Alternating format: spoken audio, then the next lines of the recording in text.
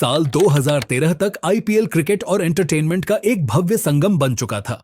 यह आईपीएल का छठा सीजन था, जिसमें कुल 9 टीमें शामिल थीं और टूर्नामेंट 3 अप्रैल से 26 मई 2013 तक पूरे भारत में चला। लीग की पॉपुलैरिटी चरम पर थी, स्टेडियम्स पैक्ड रहते, मिलियंस ऑफ व्यूअर्स टीवी पर मैचेस देखते और आईपीएल एक तरह का क्रिकेट फेस्टिवल बन चुका था। बड़े इंडस्ट्रियलिस्ट्स और बॉलीवुड सेलिब्रिटीज की टीम्स में हिस्सेदारी थी, चीयर लीडर्स का जलवा था और हर बाउंड्री पर स्टेडियम्स में क्राउड चीयर करता था।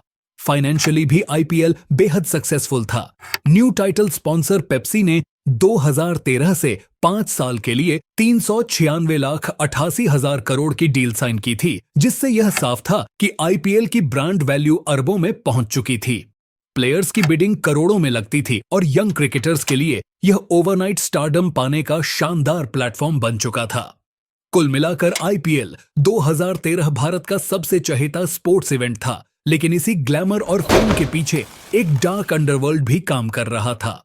आईपीएल की चमक दमक के पीछे बुकीज का एक अंडरग्राउंड नेटवर्क एक्टिव था, जो मैचेस पर स्पॉट फिक्सिंग के जरिए करोड़ों की इलीगल बेटिंग कर रहा था। स्पॉट फिक्सिंग यानी मैच के स्पेसिफिक पार्ट्स लाइक एक ओवर या पर्टिकुलर डिलीवरीज को फिक्स करना एक ऐसा फ्रॉड था जिसमें मैच का रिजल्ट नहीं बदला जाता, लेकिन बुकीज पहले से तय किए गए इवेंट्स पर बड़ा पैसा कमा सकते थे।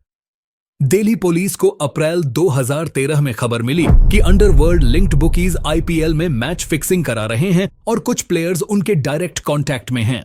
सीक्रेट सर्वेलेंस शुरू हुई और प्लेयर्स के फोन कॉल्स टैप किए जाने लगे। राजस्थान रॉयल्स के कुछ प्लेयर्स पर खास नजर रखी जा रही थी। टीम के स्पिनर अजीत चंदीला को एक पुराने फ्रेंड मनीष के जरिए बुकीज ने कांटेक्ट किया और फिर चंदीला ने मैच फिक्सिंग के लिए पहले खुद हामी भरी और अपने टीममेट्स को भी ट्रैप में लाने की कोशिश की। चंदीला ने अपने टीममेट्स अंकित चौहान और एस श्रीसंत को भी इस करप्ट डील में शामिल किया। इन प्लेयर्स को पर ओवर 40 से 60 लाख तक का ऑफर दिया गया।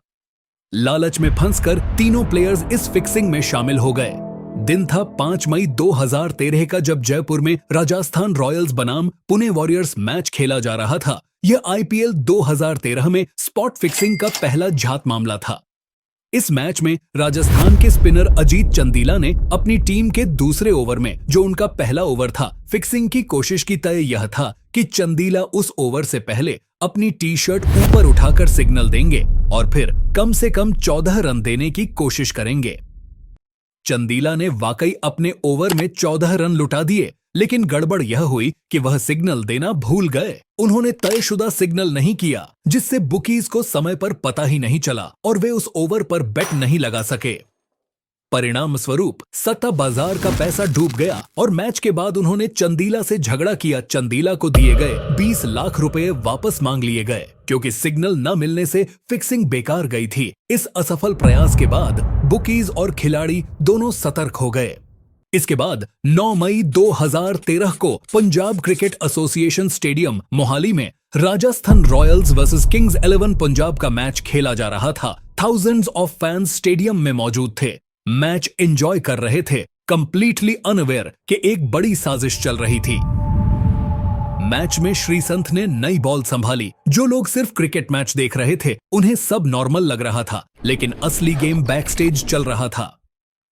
श्रीसंत ने अपने टॉवल को वेस्ट में टक किया। यह बुकीज के लिए ग्रीन सिग्नल था कि फिक्सिंग ऑन है। ओवर शुरू करने से पहले श्रीसंत ने एक्स्ट्रा स्ट्रेचिंग की ताकि बुकीज को बैटिंग प्लेस करने का एक्स्ट्रा टाइम मिले, और जैसे ही ओवर शुरू हुआ, श्रीसंत ने लूज डिलीवरीज डाली, जिससे पंजाब के बैट्समैन को इजी बाउंड्रीज मिली।